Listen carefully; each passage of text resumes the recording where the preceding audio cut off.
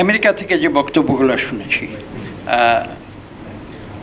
গোলাম রাব্বানী সাহেব বলেছেন, সেই বক্তব্য থেকেও আমার একটা ধারণা হয়েছে যে তিনিও কিছুটা শঙ্কিত। বাংলাদেশের ভেতরে অনেকেই শঙ্কিত, একটি বিষয় নিয়ে শঙ্কিত। শঙ্কাটা কি? আবার যদি একটা রাজনৈতিক দল ক্ষমতায় আসে, তারা কি আওয়ামী লীগের মতোই ব্যবহার করবে স্বৈরাচারী সরকারের?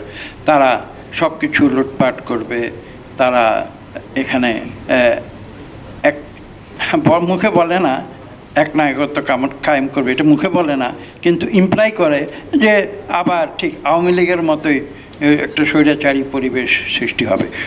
আমি অনেককেই শুনেছি বর্তমানে যারা দায়িত্বে আছেন, তাদের মুখেও শুনেছি যে বিএনপি আসলে নাকি আবার বিএনপি স্বৈরাচার হয়ে যাবে, এই দেশ স্বৈরাচার হয়ে যাবে। আমি কি সঠিক বলেছি? এই আশঙ্কা কি প্রকাশ করা হচ্ছে? শঙ্কা প্রকাশ করা হচ্ছে। এবং আমাদের গোলাম রাব্বানী সাহেবও কিন্তু তার বক্তব্যে এই ধরনের শঙ্কা প্রকাশ করছে। এটা কথাটা বলছি in the context of leadership, যেহেতু আজকের আলোচ্য বিষয় হচ্ছে লিডারশিপ। এখন আমি যদি বিনীতভাবে জিজ্ঞেস করি যে বিএনপি তো বেশ কয়েকবার এই দেশের সরকার পরিচালনা করেছে। প্রথমে একবার 1975-76 থেকে শুরু করে 82 সাল পর্যন্ত, পরবর্তীতে 91 থেকে 96, তারপরে 2001 থেকে 2006। আমি বলি না যে বিএনপি সব সঠিক কাজ করেছে, মানুষ কাজ করতে গেলে ভুল হয়, কিছু ভুল হয়েছে। যে কাজ করে না তার কিন্তু কোনো ভুল হয় না। তো যেহেতু বিএনপি সরকার দীর্ঘ সময় পরিচালনা করেছে বাংলাদেশে, কিছু ভুল এটা হয়েছে। কিন্তু আমি একটি প্রশ্ন করবো, বিএনপি কি কখনো স্বৈরাচারী ভূমিকায় এদেশে অবতীর্ণ হয়েছিল? আমি কিন্তু জোর গলায় বলবো এই অভিযোগ বিএনপিকে কেউ দিতে।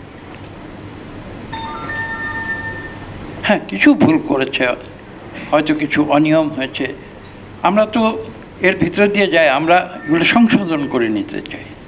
কিন্তু বিএনপি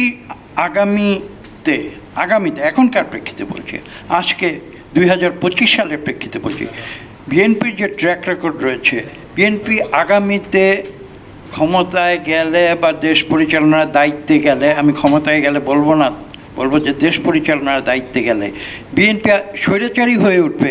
আবার আমরা আমি খোলাখুলি বলি, অনেকেই বলছে, আমাকে প্রশ্ন করছে, বিএনপি আওয়ামী লীগ তো two sides of the same coin.